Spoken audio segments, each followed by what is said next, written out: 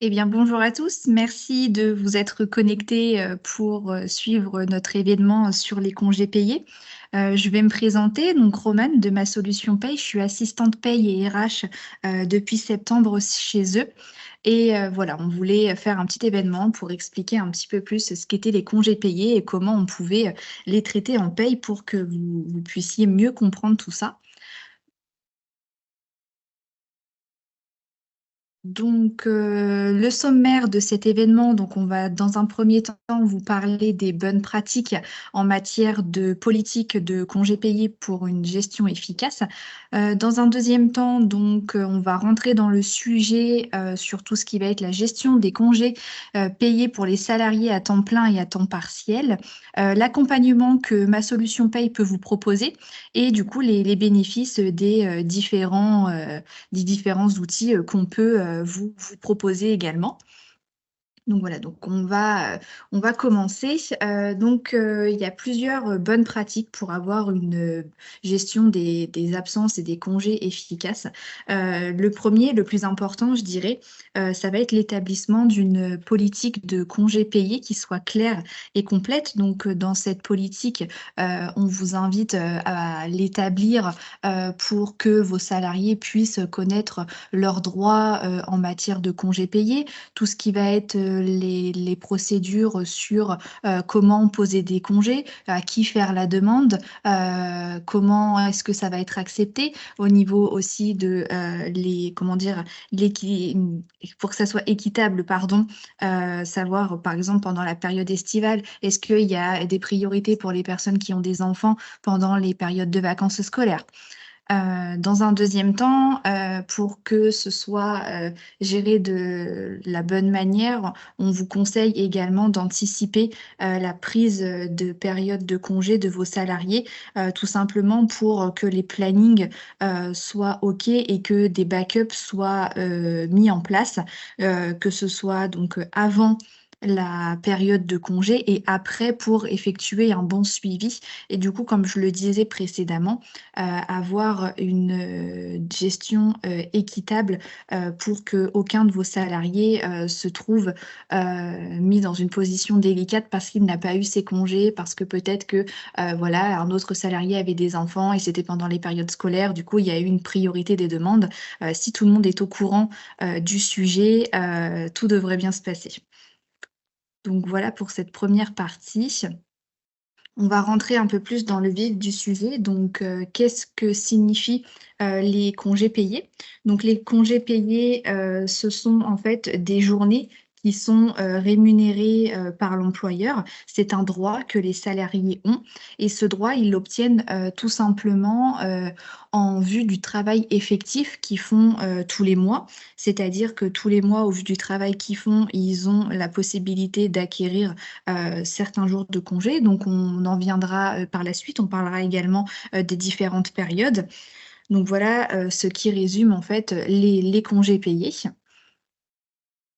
Donc, je vais vous parler de période là tout de suite. Donc, dans un premier temps, on va parler donc de la première période la plus importante puisque ça va être la période d'acquisition qui est appelée période de référence N-1 et N. Donc, dans un premier temps, on a la période d'acquisition N-1 qui va être du 1er juin 2023 au 31 mai 2024. Donc, ça veut dire de juin N-1 jusqu'à mai N. Pendant cette période-là, donc vous avez 12 mois sur lesquels vous allez acquérir 2,5 jours de congé si vous êtes en jour ouvrable ou alors 2,0833 jours de congé si vous êtes en jour ouvrier. Ce qui donne un droit complet sur l'année à 30 jours ouvrables si vous êtes en jour ouvrable et à 25 jours pour les jours ouvrés. Donc, ces 30 jours, vous allez pouvoir en fait les apercevoir sur le compteur CPN-1 que vous avez sur votre bulletin de paye. Et ces CP, en fait, ils sont à prendre sur l'année d'après, dans la limite de 24 jours ouvrables consécutifs.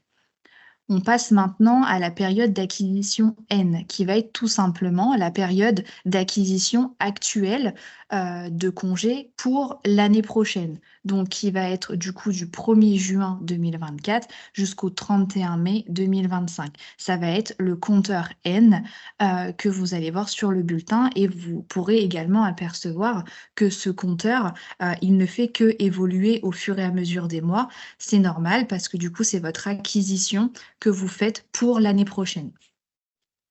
Donc voilà pour ce qui est la période de référence N-1 et N. On va passer maintenant à quelques exemples en matière de décompte des congés payés. Donc, je vous parlais de jours ouvrables et de jours ouvrés. Je vais rentrer un petit peu plus en détail sur ces sujets parce que ça peut être parfois délicat pour certaines personnes. Donc, au niveau de mon premier exemple, donc, on va avoir une entreprise qui décompte ses jours de congés en jours ouvrables. Donc, quand je parle de jours ouvrables, c'est-à-dire que je considère que mes jours ouvrables, c'est mes 6 premiers jours de la semaine, donc du lundi jusqu'au samedi.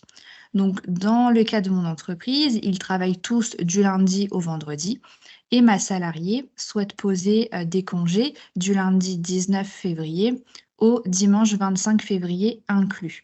Donc, pour cela, on va pouvoir aller regarder sur le calendrier qu'est-ce qui se passe. Donc, cette semaine-là, vu que nous sommes décomptés en jours ouvrables, on va devoir décompter à ma salariée donc le lundi, le mardi, le mercredi, le jeudi, le vendredi et le samedi, puisque nous sommes en décompte de jours ouvrables et que du coup, on va devoir décompter 6 jours, pardon. À savoir que du coup, pour la pause des samedis, vu qu'il y a une acquisition de 5 semaines par an, on va pouvoir décompter que 5 samedis à mes salariés et pas plus. Donc voilà pour la partie en jour ouvrable. Maintenant, on va regarder ce que ça donne en jour ouvré. Donc, on reprend exactement le même exemple que sur la slide précédente.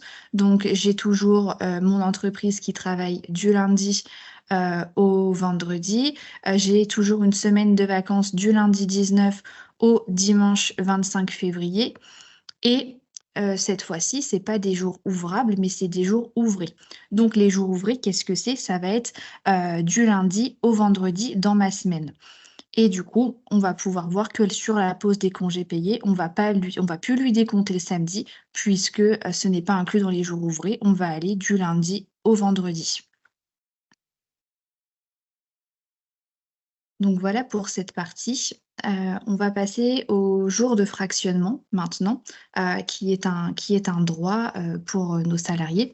Donc, les jours de fractionnement, en fait, on va pouvoir voir si notre salarié y a le droit en faisant le bilan de la période, de prise des congés qui est plus souvent appelée la période estivale, donc qui va du 1er mai jusqu'au 31 octobre. Donc au 31 octobre, on va pouvoir en fait se poser et regarder si mon salarié a le droit à des jours de fractionnement. Pour qu'il puisse y avoir le droit, on va regarder en fait s'il a pris en intégralité son congé principal. Donc le congé principal, c'est 24 jours ouvrables. Pourquoi 24 jours? Parce qu'en fait, on va laisser la 5e semaine de congé de côté. On ne va pas le compter dans ces jours de congé-là. Pour qu'il y ait le droit également, il va falloir qu'il prenne 12 jours de congé consécutifs. Ça, c'est obligatoire. Si les conditions sont respectées, on va venir regarder son compteur de congé. Donc, si, imaginons, il lui reste entre 3 et 5 jours de congé, il va pouvoir bénéficier d'un jour de congé. Donc, quand je dis 3 et 5 jours, c'est sur les 24 jours, bien entendu. Et de même, s'il lui reste plus de 6 jours de congé sur les 24, il va pouvoir bénéficier du coup de 2 jours de congé supplémentaires.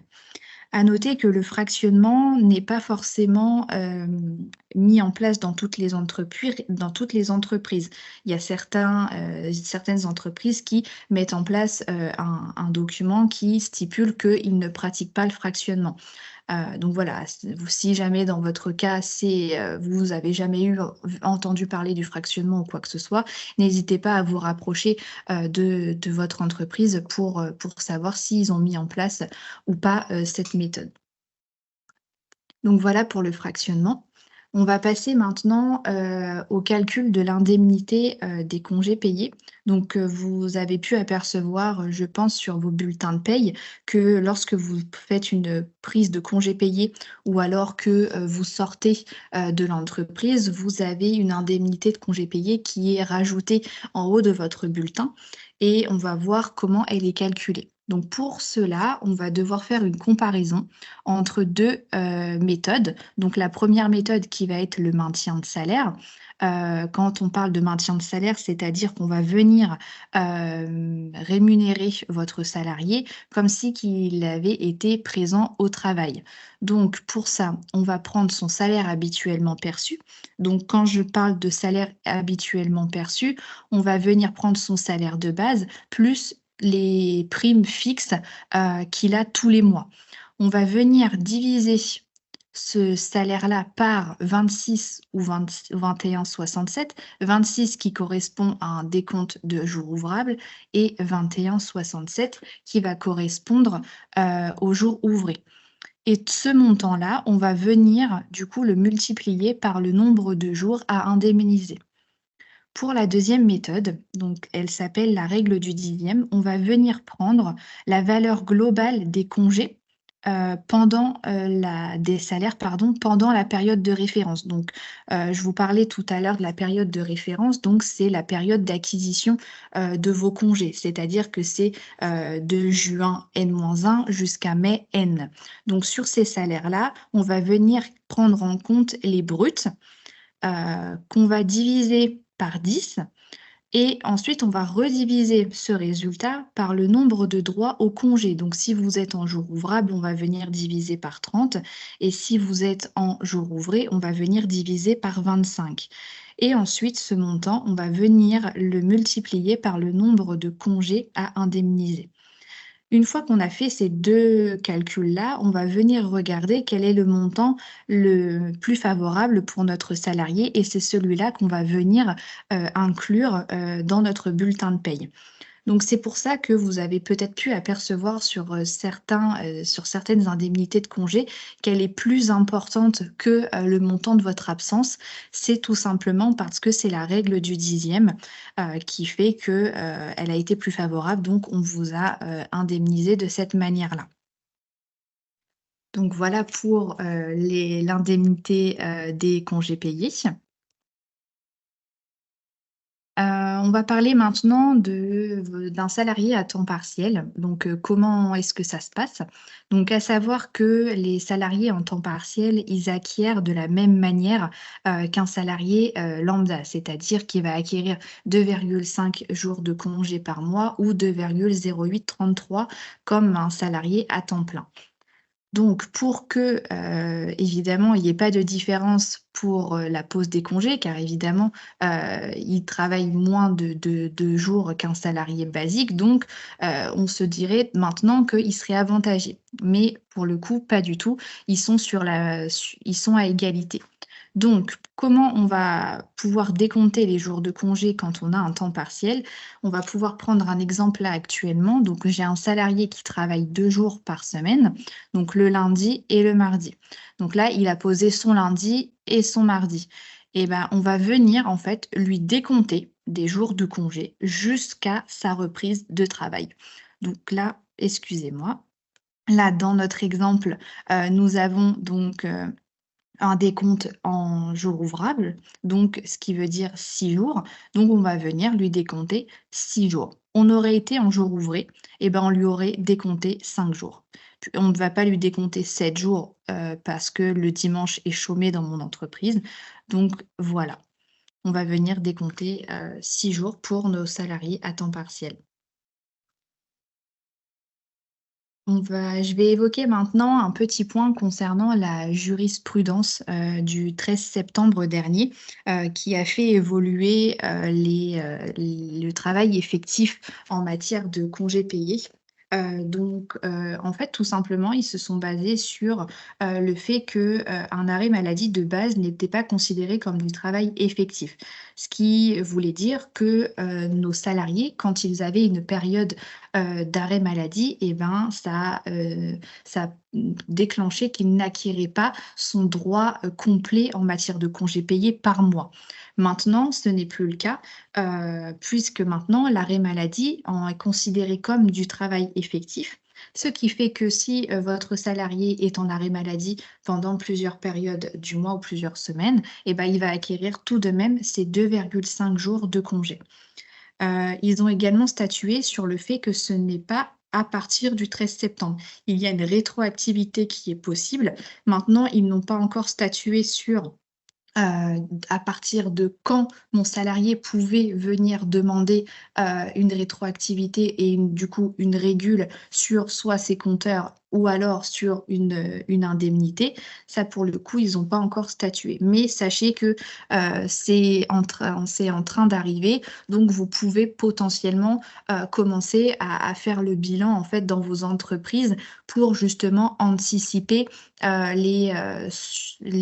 comment dire? Les régules à prévoir sur les sujets, si vos salariés, en fait, viennent vous demander tout simplement.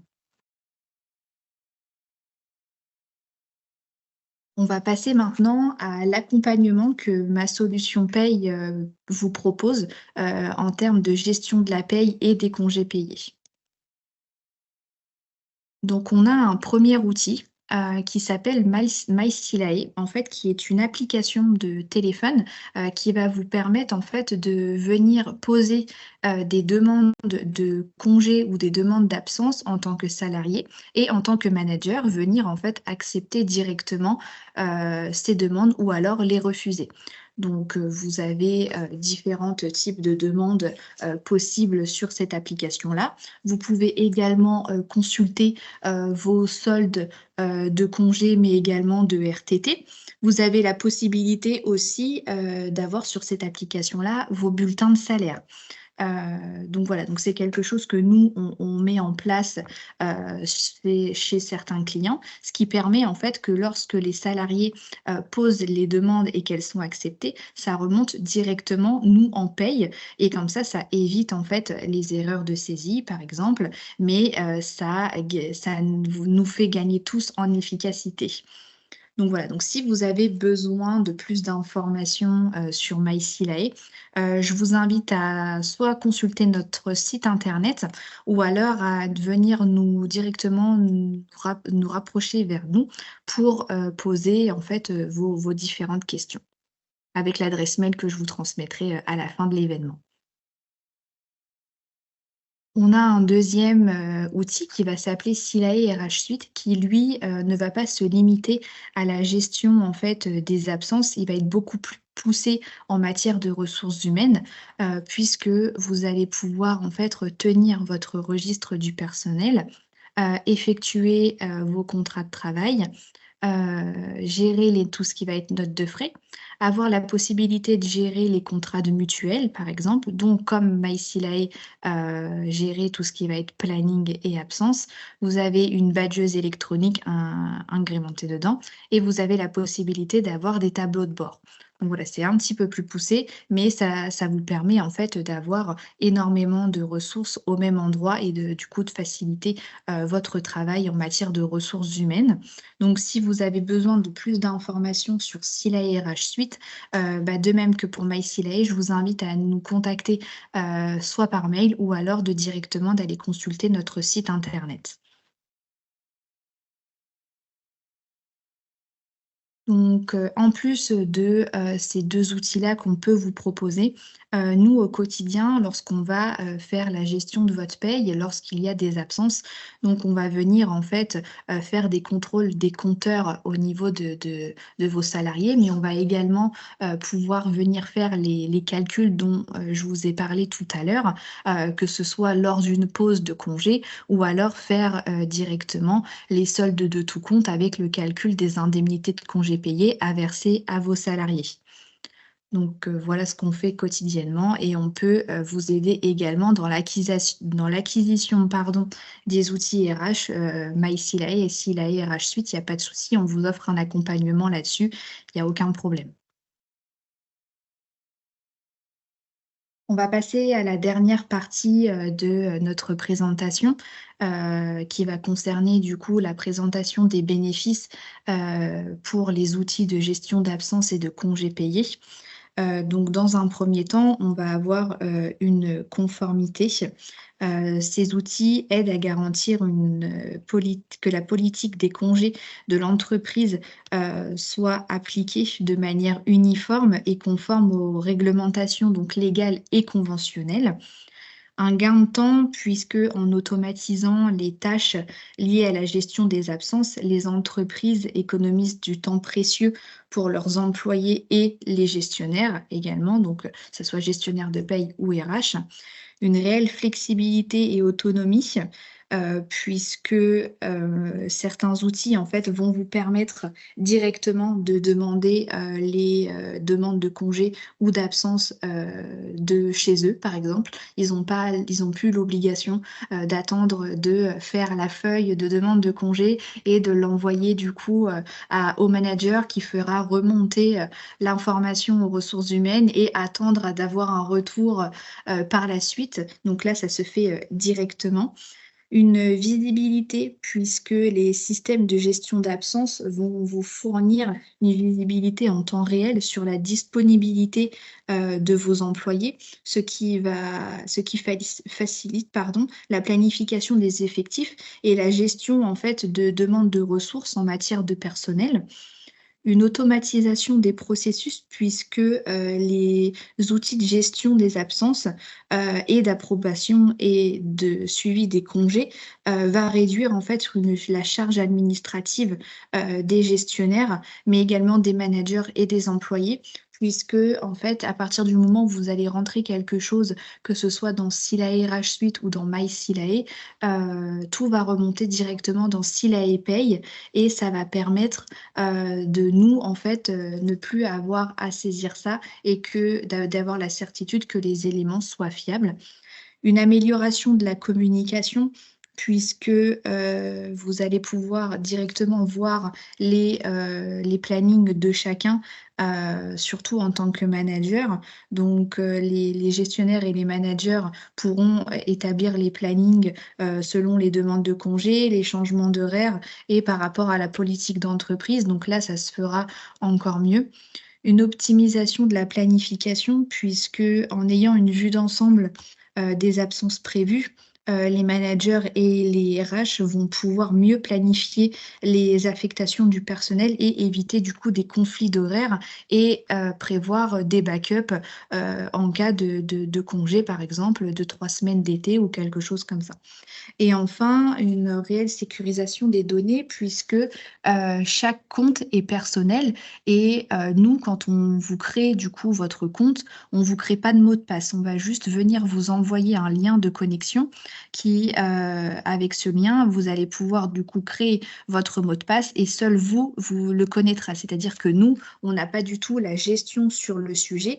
On parle quand même d'informations assez importante, surtout sur MySilae, vous avez la possibilité d'avoir vos bulletins de salaire, donc il reste une donnée assez sensible. Donc, chacun aura son mot de passe et nous, on n'a pas du tout les codes ni quoi que ce soit, donc c'est pour ça que ça reste vachement sécurisé, pardon.